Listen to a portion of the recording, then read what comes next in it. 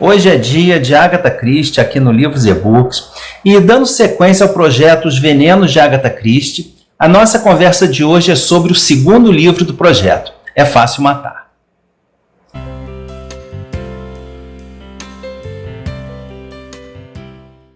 Olá a todos, esse é o canal Livros e E-Books, eu sou o Carlos, sejam todos muito bem-vindos a mais um vídeo. Para quem estiver chegando agora, a Agatha Christie é uma das minhas autoras favoritas, que já me acompanha há mais de 40 anos, mas como foi uma autora muito prolífica, ainda falta muita coisa dela por ler. E esse ano eu estou fazendo um projeto baseado nesse livro, o Dicionário Agatha Christie de Venenos, que é um livro que analisa o uso de substâncias venenosas em diversos livros da autora. Então eu estou lendo a obra original e depois venho aqui e leio o capítulo correspondente. Eu fiz um vídeo de apresentação desse projeto, mostrando a estrutura desse livro e especificando os livros da Agatha que eu lerei esse ano. Para quem ainda não viu, o link estará na caixa de descrição e aparecendo aqui também nos cards. Esse, então, é o segundo vídeo do projeto e nele a gente conversa sobre É Fácil Matar, um livro de 1939, que aqui no Brasil saiu pela primeira vez só em 1973, quase 40 anos depois. No decorrer dos anos já foram publicadas várias edições diferentes, mas atualmente estão à venda duas edições, na coleção Arco-Íris, da HarperCollins, e na edição da LPM Pocket, que foi a que eu li em e-book. Se você se interessar por alguma delas, ou também pelo livro de Venenos, e ainda quiser fazer uma boa ação, já sabe, utilizando qualquer um dos links que te levam ao site da Amazon, eu recebo uma pequena comissão que repasso integralmente para uma instituição de auxílio. É uma boa forma de ajudar sem gastar nada mais, porque não há nenhum acréscimo no preço do livro. E essa foi uma leitura inédita para mim, e eu já adianto que esse livro entrou para a minha lista de melhores obras da Agatha. Ele é imprevisível, envolvente, é divertido, rápido de ler, cheio de personagens interessantes e com um final surpreendente, daqueles que nos dá uma rasteira e que, afinal de contas, é o que gostamos nos livros da Agatha. Mais uma vez, a Agatha usa seus truques para desviar nossa atenção do verdadeiro ou verdadeiros criminosos, mas não sem deixar as pistas para descobri-lo, que estão todas lá, mas misturadas com as falsas. Então a questão é conseguir separar o joio do trigo. E esse livro não tem nenhum dos detetives da Agatha. O herói aqui é o Luke Fitzwilliam, um ex-policial que retorna à Inglaterra para sua aposentadoria depois de servir nas colônias. E curiosamente, esse livro começa de uma forma semelhante ao livro anterior do projeto, O Testemunho Ocular do Crime, que também traz uma velhinha viajando de trem. E essa velhinha, a senhorita Lavínia Pinkerton, está no mesmo vagão que o Luke, puxa conversa com ele, contando uma história curiosa. Ela mora em uma pequena e pacata vila do interior, onde recentemente aconteceram várias mortes, aparentemente acidentais ou de causas naturais. Mas ela tem absoluta certeza de que essas mortes estão todas interligadas, que essas pessoas foram assassinadas por um serial killer, que ela sabe quem será a próxima vítima e mais, sugere que sabe quem é o criminoso, que seria uma pessoa acima de qualquer suspeita e que por isso não adianta levar o caso à polícia local, porque ninguém acreditaria nela.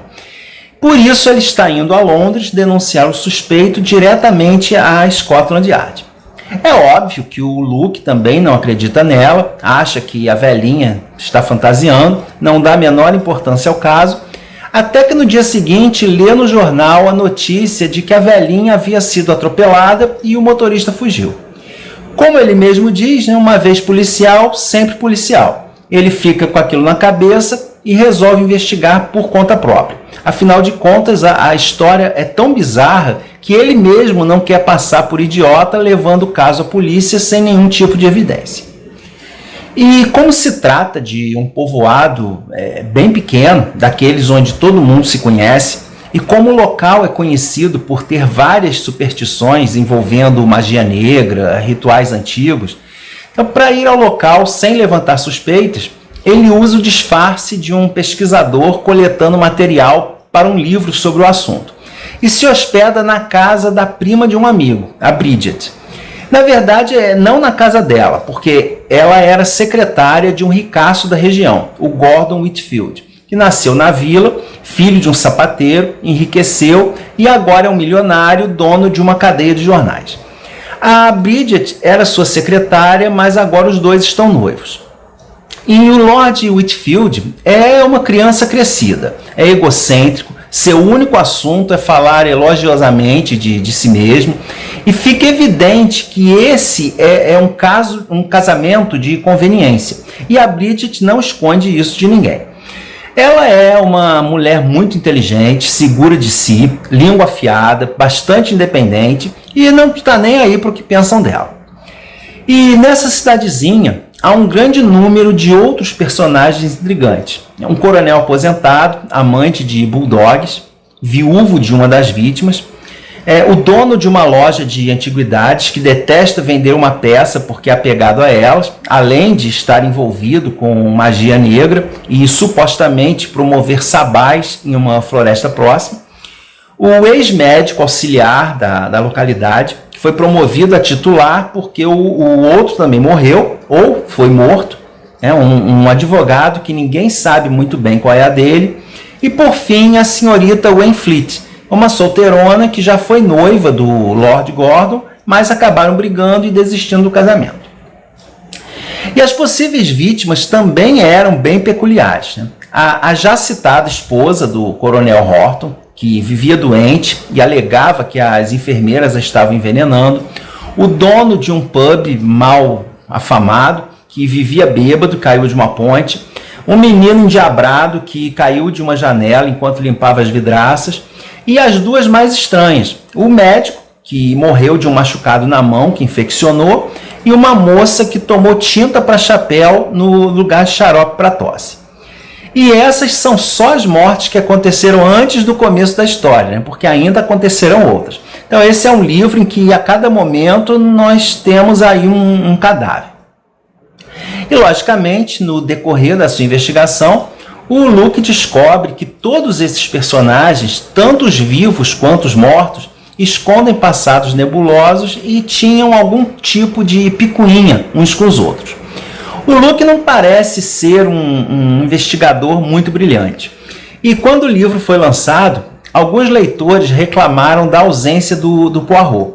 Mas eu acho que esse foi um dos pontos altos do livro. O Luke é ousado, é voluntarioso, um pouco desajeitado, tira conclusões precipitadas, ele não tem as famosas células cinzentas do Poirot. É um cara de inteligência comum que cai nas armadilhas e nas pegadinhas da mesma forma que a gente e nós acabamos nos identificando com ele. Ele lembra muito, para quem conhece os livros da Agatha, o Hastings, que aparece em várias histórias como auxiliar do Poirot, mas também não é um personagem com uma inteligência muito brilhante. E também ao contrário do Poirot, que a cada pista vai tendo mais certeza das suas suposições, no decorrer da sua investigação, o Luke fica cada vez mais confuso e desesperado com a iminência de um novo assassinato. Tem um capítulo bem divertido que o Luke se esforça para colocar os seus pensamentos em ordem e tentar entender tudo o que está acontecendo, fazendo uma lista das suas teorias e considerando a probabilidade de cada um dos suspeitos ser o assassino. Então nessa cena a gente vê muito o método de trabalho, digamos assim, de raciocínio dele. E as investigações do Luke vão caminhando dessa forma, sem que ele tenha muita certeza de nada, até que ele percebe que talvez ele mesmo esteja em risco. E o suspense vai crescendo. Perto do final tem uma cena bastante tensa, onde parece que um dos personagens será assassinado sem possibilidade de salvamento. E aí a história corta para outro personagem, deixando a gente naquela agonia, só sabendo o desfecho várias páginas depois. Uma delícia. E isso é relativamente incomum nos livros da Agatha. E essa cena leva ao desfecho do livro. Também é bastante incomum para um livro da Agatha, mas muito bom. E uma curiosidade sobre o final é que nele aparece um outro personagem, né, já conhecido dos leitores da Agatha, o Superintendente Battle, que aparece, né, em outros livros da autora, mas é uma aparição que, na verdade, não faz muita diferença na trama. Eu acho que a Agatha só incluiu mesmo para dar um caráter mais oficial para o caso, já que o Luke fez toda a investigação extraoficialmente. E eu não leio os livros da Agatha tentando descobrir o assassino, porque eu nunca consegui, e essa foi a primeira vez. Mas, apesar, né, de ter descoberto, foi uma dedução meio por acaso, porque eu achei que as pistas estavam evidentes demais e comecei a desconfiar de outros personagens. Eu acabei acertando a pessoa, mas nem de longe os motivos que a levaram a matar tantas pessoas, né? E a revelação da motivação do assassino para cometer os crimes foi bem surpreendente. Eu achei um livro muito bem amarrado. Então, resumindo, mais uma obra da Agatha muito envolvente, gostosa de ler, com um final bem original, nada clichê. A ambientação, né, nessa cidadezinha pacata, mas que tem moradores envolvidos com magia negra, conflitos entre os moradores, até um toque de romance também não muito convencional. Tudo isso contribuiu para fazer desse um dos melhores livros da Agatha, pelo menos para mim. E eu acho que o maior acerto foi justamente não ser protagonizado pelo Poirot, porque talvez a história ficasse engessada demais dentro das limitações e do modo de agir do personagem. E isso tiraria muito do ritmo empolgante que a história tem. Né? Além de que nós, leitores, né, nos sentimos em alguns momentos mais inteligentes que o detetive. E isso jamais acontece nos livros com o Poirot e a Miss Marple. É claro que está longe de ser um livro perfeito, tem algumas coincidências meio improváveis, mas a gente releva e com certeza é uma leitura bastante agradável, aquele livro leve de puro entretenimento. E esse é o livro que ilustra o capítulo sobre o arsênico, aqui no Dicionário de Venenos da Agatha Christie. Deixa eu mostrar aqui para vocês.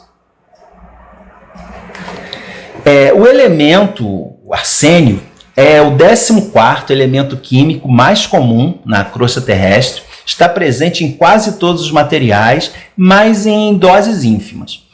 E como veneno, ele é utilizado desde a época da Cleópatra. Na Idade Média foi o veneno favorito dos Borgias, porque ele não tem sabor e os sintomas são facilmente confundidos com doenças que eram muito comuns na época, né? Cólera, disenteria, porque ele age no estômago. Entre as famílias nobres da França do século XVII, ele era tão utilizado como forma de matar familiares que recebeu o apelido de pó da herança. E, no entanto, até a Revolução Industrial, ele só era utilizado pelos ricos, porque a sua obtenção era muito cara. Mas como o arsênico é um resíduo da fundição do ferro e do chumbo, com o aumento da produção industrial ele se tornou mais barato e começou a ser vendido como pesticida para ratos e insetos, que infestavam, né, as casas e as lojas. Em 1858, na Inglaterra, um aprendiz de doceiro utilizou arsênico para preparar doces e causou a morte de 20 pessoas e mais de 200 ficaram doentes. No entanto, como foi um acidente, ninguém foi processado, mas o governo determinou que todo o arsênico comercializado deveria ser tingido de azul para evitar coisas desse tipo. E mesmo com todo esse perigo, o arsênico passou a ser utilizado em corantes, tintas para tecidos, papel de parede e até brinquedos. Acredita-se até mesmo que o Napoleão possa ter morrido por conta dele. A gente sabe que o Napoleão sofria de fortes dores estomacais, mas nunca se chegou a um diagnóstico definitivo de qual seria o seu problema. E no corpo humano, o arsênico se liga à queratina, então ele se acumula principalmente nas unhas e nos cabelos. Foi feita uma biópsia nos cabelos do Napoleão que revelou a presença de 8 vezes a taxa normal de arsênico. E não é que ele tenha sido envenenado por alguém. Acontece que com o frio da Europa, os ambientes úmidos, fechados e aquecidos por lareiras eram muito propensos ao mofo. E as bactérias causadoras do mofo, ao reagirem com a química do papel de parede, liberavam gás de arsênico, que ficava no ar dos quartos fechados e era inalado a noite inteira. Então muita gente sofria de problemas supostamente estomacais, quando na verdade estavam intoxicadas por arsênico. E só em 1840 foi criado um teste para detectar o arsênico no corpo humano. E esse teste ainda era utilizado na época da Agatha, porque o manuseio dele fez parte dos seus estudos para trabalhar no dispensário do hospital. Para quem não sabe, a Agatha tinha um grande conhecimento de venenos justamente por conta desse trabalho. E o arsênico é muito relacionado às mortes nos livros da Agatha, mas, na verdade, ele foi relativamente pouco usado, porque dos mais de 300 personagens que a Agatha matou nos seus livros, só 8 morreram envenenados por arsênico. É Fácil Matar não é um dos livros mais populares da Agatha, por isso foi pouco adaptado. Em 1982 foi feito um filme para a televisão nos Estados Unidos, estrelado pelo Bill Bixby, que os mais velhos irão lembrar do seriado do Hulk, e pela Olivia de Havilland, atriz famosa aí dos anos 40. É uma boa adaptação, mas é um filme para TV, então tem algumas limitações de produção, mas apesar de ter atualizado a época para a década de 80 e o Luke ser um escritor americano, ele é bastante fiel e vale a conferida. É fácil de achar, tem aqui mesmo no YouTube, o link para assistir está na caixa de descrição. E em 2023, a BBC fez uma minissérie em 2 capítulos, muito bem produzida, mas que faz algumas alterações substanciais. Como o Luke, por exemplo, que é nigeriano, não tem nada de ingênuo, e a história também acrescenta questões como racismo, eugenia, colonialismo, especulação imobiliária e, claro, empoderamento feminino. E isso impede que essa adaptação tenha o mesmo final do livro. É uma minissérie interessante, inovadora, bem produzida, mas fica bem longe do livro. E além dessas adaptações diretas, a trama foi utilizada em um dos episódios da 4ª temporada da série Marple, mas a história foi totalmente alterada, além de várias mudanças de personagens. Como curiosidade, o Luke, nesse episódio, é interpretado pelo Benedict Cumberbatch, o Doutor Estranho da Marvel. Mais uma leitura da Agatha concluída. O projeto Venenos continua. Agora, em abril, nós faremos uma pausa por conta do projeto Descobrindo o Brasil.